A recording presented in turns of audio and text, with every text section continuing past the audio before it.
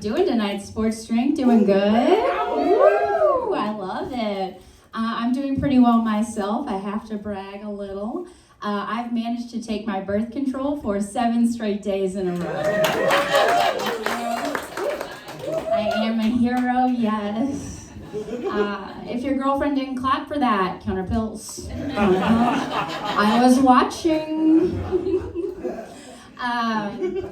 Awesome. My ex hated period sex. Thank you for asking. And I never understood. I was never with it because, like, in my opinion, when you win a war, right, you're supposed to, I don't know, bathe in the blood of your enemies. It's like, we won this month, live to fight another month, you know? Get in there, soldier. It's V-Day. You guys are chill, you like that? Cool. A lot of times I do that joke and I see men get really tight, you know? But their girlfriends are always next to them like, yeah! I love that energy. I'm like, yes, drink from her diva cup. Fucking go. I love it. I'm cheering them on. I like to start fights between couples. I am pansexual, so y'all get a shot. No. So that just means that I like women, other non-binary people, and men who hate their fathers. Pretty specifically, those are my genres, my lanes I kind of stick to.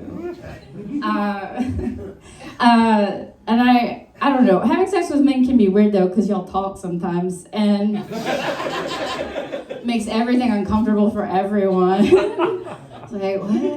Like, I was having sex with a man recently, and there was no preamble to this. There, nothing was said before. There was no rising action or building of tension. Just out of nowhere, he looks me right in my eyes and says, "That's my pussy." I own that pussy. I was like, whoa.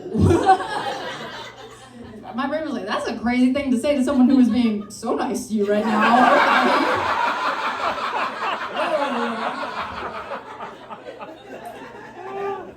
And it really took me out of the game for a second when he said that. Like, I was like, what? Because in that moment, there were 2 wolves inside of me, you know? The first wolf, a very feminist wolf, not having any of this. She's in my head like, Mallory, what are you doing? Your pussy is not real estate.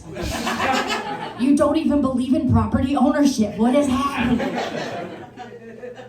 His dick is not some flagpole, okay? Just because he plants it there, it doesn't suddenly mean he owns all of the surrounding territory here. Get the fuck out. But then there was another wolf. A much, much sluttier wolf. And that wolf was like, maybe we hear him out. You've got a great imagination, Mallory. Think about, okay, work with it here. Yes, and. It's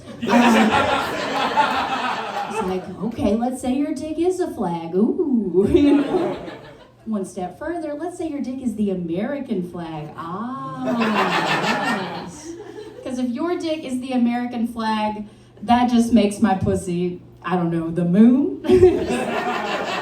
By comparison, you know? But my pussy is like the moon in that it doesn't matter to science if you go there. And you should know that that whole landing was probably faked.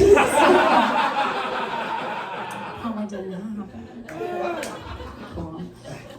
It was a white guy that said that to me, that whole, that's my pussy thing. Of course it was. White men are colonizers, we're all nodding, yes. I'm no geologist, but I know there's an African country named Chad, so I'm pretty sure I'm right at this point. I can read. Cool. That joke's for 2 people who like maps. All right. No, we don't like that guy, right? Like the whole like, that's my pussy guy. Or at least I don't know. I don't know what you freaks are into, but I don't like that guy But I also don't want the polar opposite of that guy. You know, the guy who's like apologizing the whole time during sex. Like, I don't want to hurt you. I would never want to hurt you. Because that puts me in a terrible position, right? Now I have to look some gorgeous man in the face and be like, oh, Connor, how do I put this delicately? You see, sweetie, I fist myself.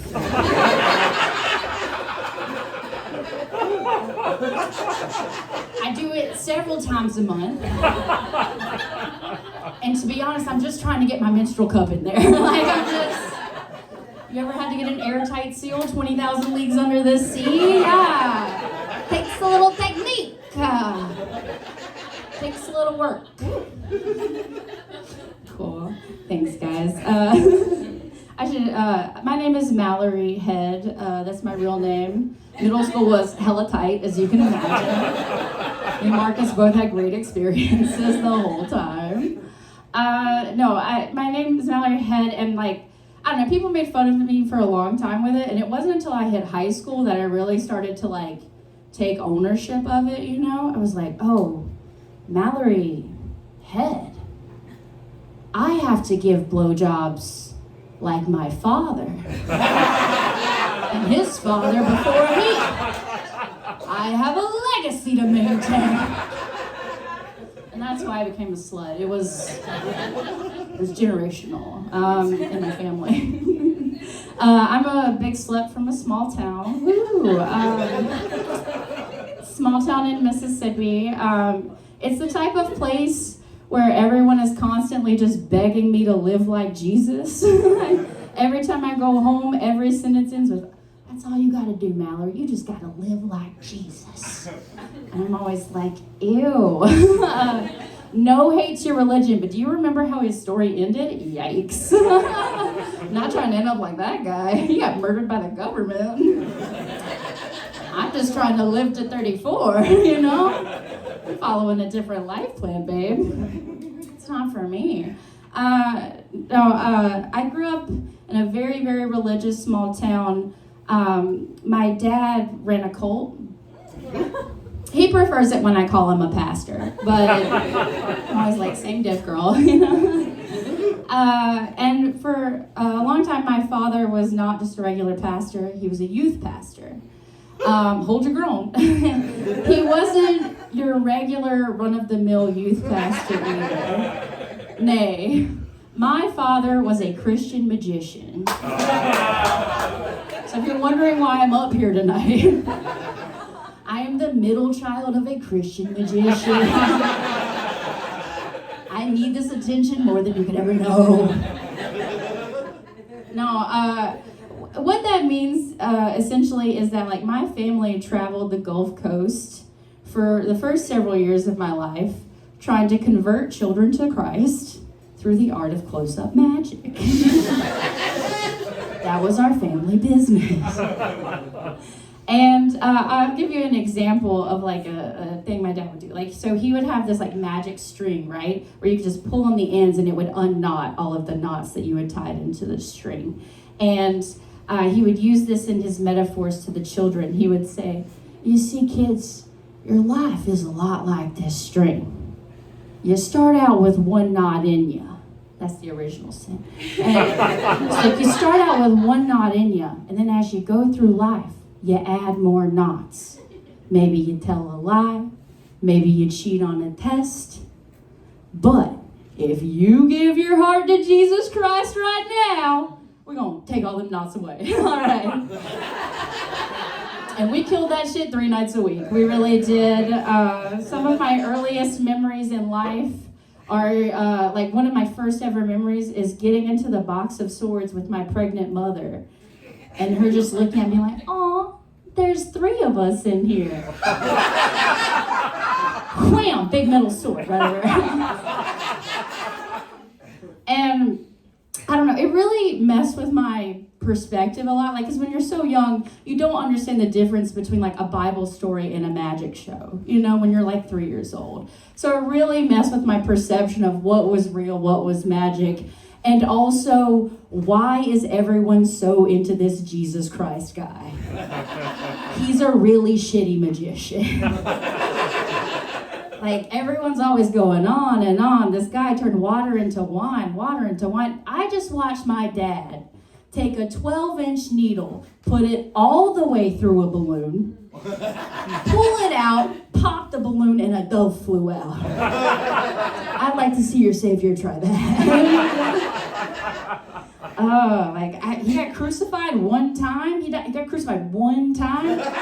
I go into the box of swords 3 nights a week. Nobody's cried for me. Thank you guys so much for your time. Bring up Marcus Bob.